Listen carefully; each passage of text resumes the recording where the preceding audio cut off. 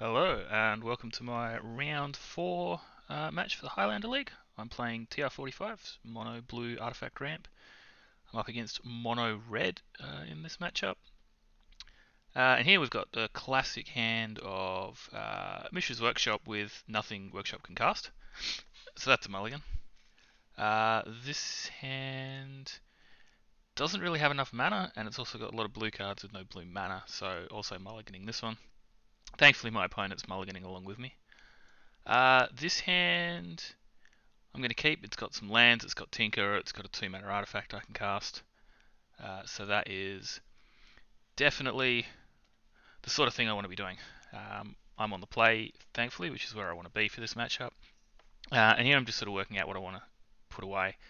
So I just went with putting away the 2 big artifacts. My plan here is to tinker away the talisman and get Wormcoil Engine. Hopefully I don't die before I can get to do that. My opponent is also mulligan to 5, so that makes me much more likely to survive. I've also got Blast Zone, which is very good. Mono red aggro deck's got a lot of 1-drops, so hopefully I am able to tinker out Wormcoil, draw some more mana, and then Blast Zone away all of their stuff, which would be fantastic for me. So here I'm just playing out Island. I know they've got price, so I sort of want to try and get basics out where I can. And now I've just got to hope that my opponent doesn't have too fast a start. Which Swift Spear is not too bad.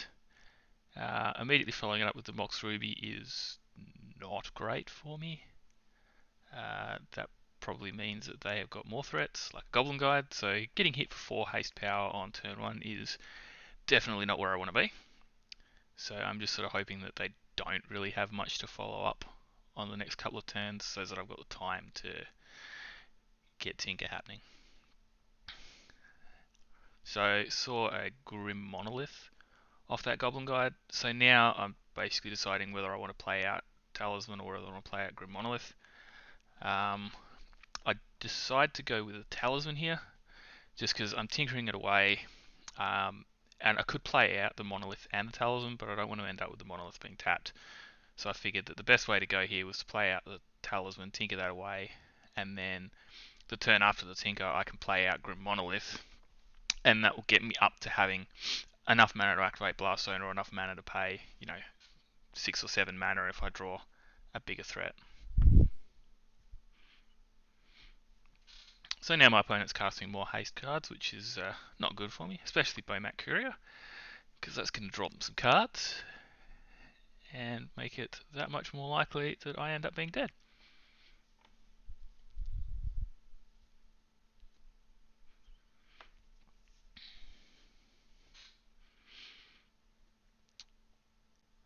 So now they're putting me down to 8 with this attack, which is good. They don't have any cards in hand, which means that they're not going to have a way of removing my Wormcoil Engine on their next turn.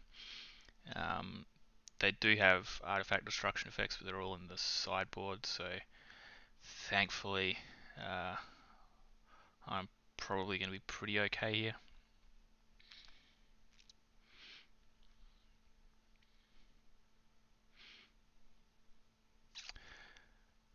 So yeah, here I'm just deciding which land to play out.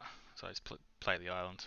We'll just tinker out Wormcoil and hope that that is enough.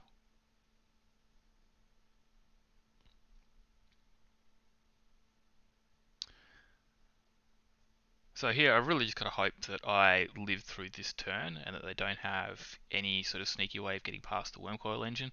Because if I get to untap from here, I've got Blast Zone, I can blow up all 3 of their 1-drops. And they'll get to draw a card off the Bomat Courier, but I don't think that's too big a deal.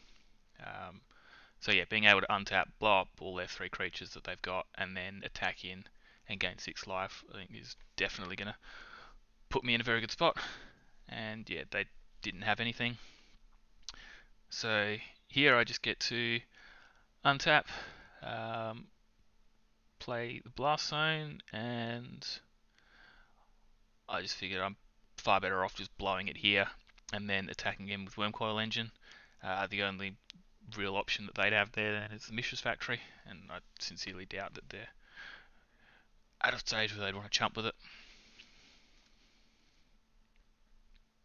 So yeah, they get their card off the Bomat Courier and then concede, because they really didn't have anything going on at this point.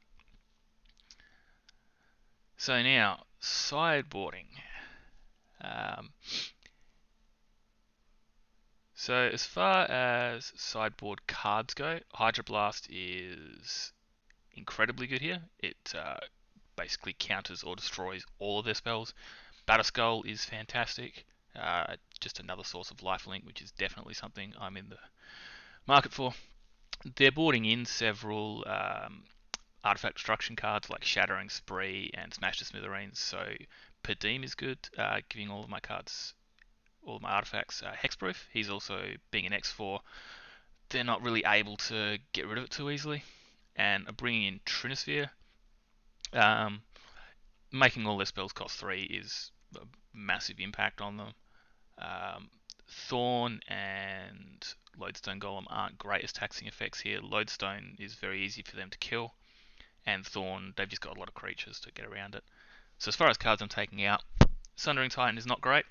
It's only going to blow up one land at best. Blightsteel's also not good.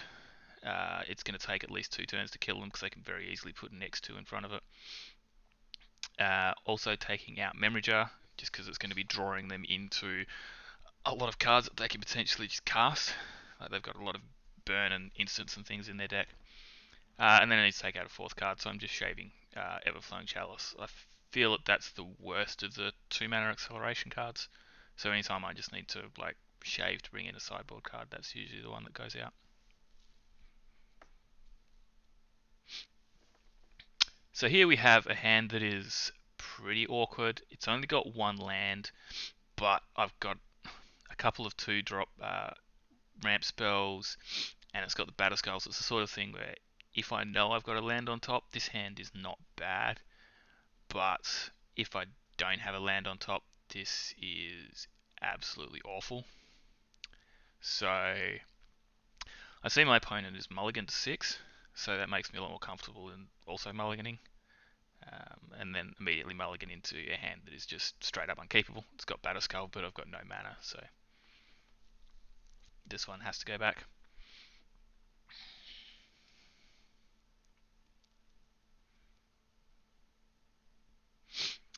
So yeah, this one, throw it back, can't do anything. Look at this one and I immediately see that I've got Mana Crypt Tinker, a land that makes blue. So we're 100% keeping this one. And the question is just what cards do I want to put back? So Academy is a little bit awkward in that it's only going to be making 1 mana. So looking at my hand, I decide that I'm probably eventually going to be able to cast Batterskull, so I want to keep that. It's a second source of lifelink, and it's definitely a card that I really want to keep. So I'm putting back Basalt Monolith, because I'm definitely getting a Wormcoil Engine out. So sort of throw back Basalt Monolith, and then the choice is basically down to which one of the 2 lands do I want to put back. Because I'm a reasonable chance to draw more lands, and I think Wormcoil is strong enough that I can afford to wait for a bit. So it's whether I value the life gain of Inventor's Fair or whether I value the ability to blow up a bunch of their permanents with Blast Zone. So I decide that Blast Zone is probably better. It's going to be able to do more for me, and I'm not guaranteed to get to 3 artifacts super quick. And my opponent's got another Mock Start, which is not good for me. Thankfully, they've only got 1 haste creature at this point.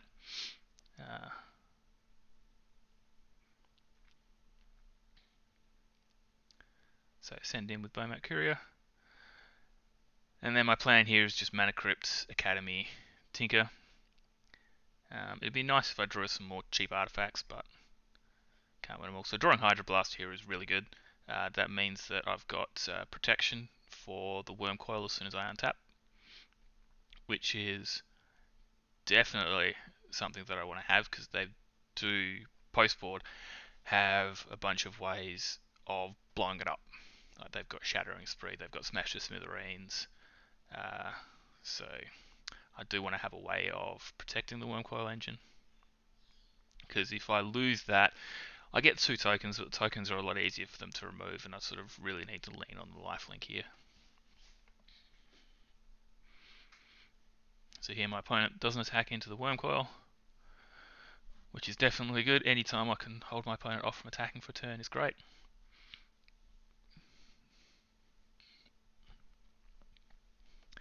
And here my opponent smashed the Smithereens in my upkeep, which, like, I know it's good in that it gets me to spend my mana in my turn, but I think that they probably would have been better off trying to do it in their turn before I had mana up. Hydroblast is my only way to interact with it, but they're still probably better off not giving me access to the mana. Um, so here I decided that I'm probably better off attacking with Wormcoil, gaining some life, putting a bit of pressure on them. Um, I'm not super fussed about them getting one attack in with the Bomat Courier, and I want to try and put a bit of pressure onto my opponent. Just because sitting here and just sitting around trying to win a longer game is not always going to go in my favour, especially if they can get rid of the Wormcoil Engine, and nothing in my hand is looking super castable at the moment.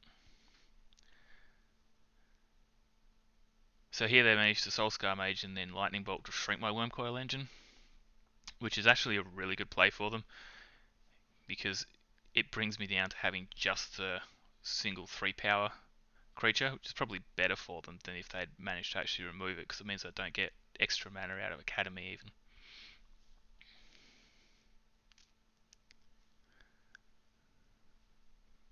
So now that they've got 2 cards under the Bomat Courier, I'm not going to attack with the Wormcoil Engine, just because I don't want them to be able to draw heaps of cards off it. So I want to be able to just hold the Wormcoil Engine back, so they could get 3 cards off it now if they want to attack and then immediately sacrifice, but I don't want to, let them get too many cards.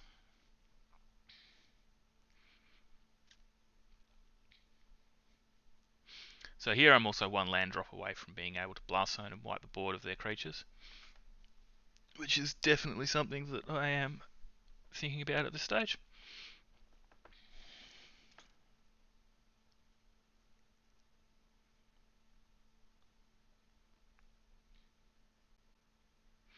So here my opponent attacks with the Bomat Courier. So they're obviously doing this just because they're going to sacrifice it and draw the 3 cards, but might as well block. Definitely want to force them into it. So here they're incinerating me rather than killing the Wormcoil Engine, which is definitely a good play on their side of things. They'd much rather me have a single 3/3 Wormcoil Engine than get the 2 tokens and get the extra mana off Academy.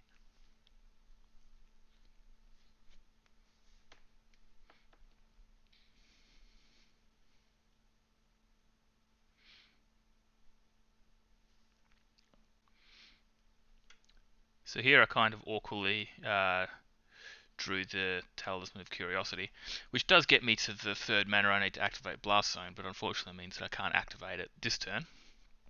So just play out the Talisman and leave Wormcoil. Um,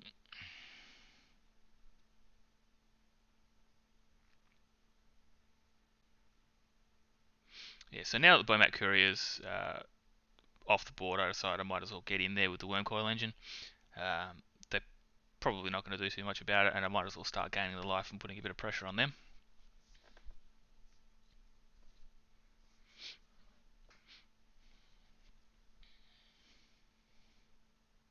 Because I'm not in a big danger of dying here, and if I can put some pressure on my opponent, uh, then that puts me in good stead for closing the game out and means that I'm a bit less likely to have things slip away from me if they get a series of good draws.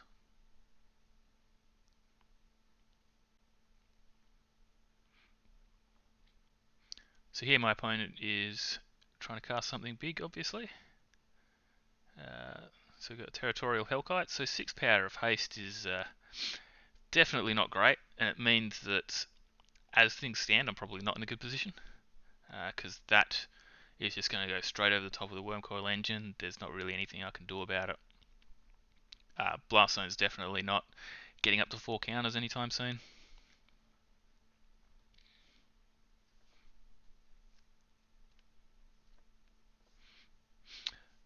So here I draw Basalt Monolith. So this one's a little bit interesting because it doesn't increase my mana this turn, but even with having it there and having it tapped, it's still going to increase the total amount of mana I've got just because of Tolarian Academy. So here I'm just sort of wondering whether I want to play Basalt Monolith and then tap it, or whether I want to leave it and what I'm doing this turn.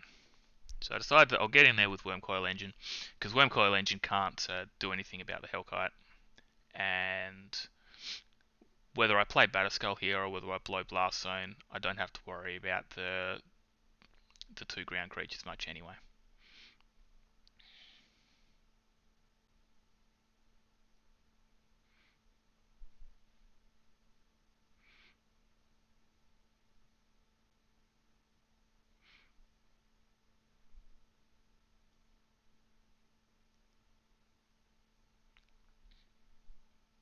So here I decide that I'll play the Basalt Monolith out. It's not really gaining me any mana this turn, but it does mean that I've got an extra artifact on the board to power up the Tolarian Academy. And then I decide to go with casting the Batterskull. It gets me some more lifelink and sort of holds up the 2 ground creatures. So the only real downside here is if they've got Burn, which they can use to shrink the Germ token. But I'm not super worried about that because I've got enough mana that I can equip the Batterskull onto Wormcoil Engine or something if I need to.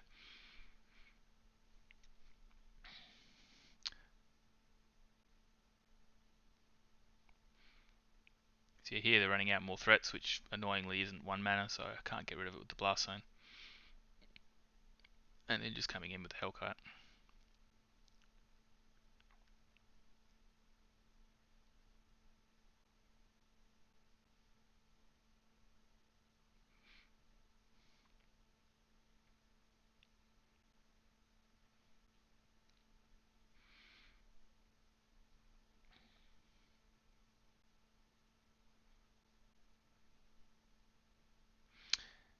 Yeah, so here I'm just working out what I want my play to actually be for the turn.